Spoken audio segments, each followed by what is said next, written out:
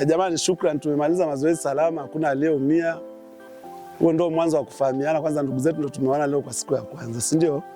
Kwa mchezo hiyo ni sehemu ya urafiki. Tunapokutana hivi, vinavyotokea uwanjani tunaviacha humu, tunakuwa tunasaidizana maisha nje ya mpira pia.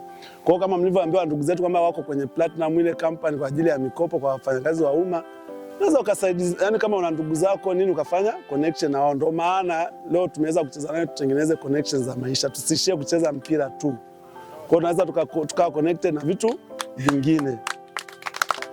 Kwa mimi kweli binafsi yangu niwashukuru sana, mmetupa challenge na game tuliocheza. Matokeo ni sehemu ya mpira na sisi tunafunga hata 10 huko. Kwa hiyo msishtuke mkaona matokeo yamewaumiza, mrudi tena tucheze tena na tena, tutengeneze undugu zaidi ya hapa.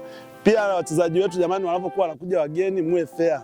Chukulia ni ndugu yangu, yani kama yule leo muacha pale mtaani ukaja hapa. Usichukulia kama ni adui ametoka huko unamkanyaga. Ushaambiwa ni mtu yuko ofisini kwake, ana kazi zake, ana familia, ana ndugu nao wanamtegemea. Ukimvunja tayari ushampotezea malengo, na yeye akikuvunja amekupotezea nini?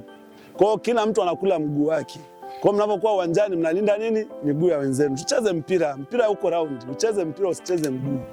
Mpira siku hizi wa kisasa hauna haja ya kushikana na kuvutana na kuvunjana. Kwa hiyo tucheze tu fair, mambo yaende.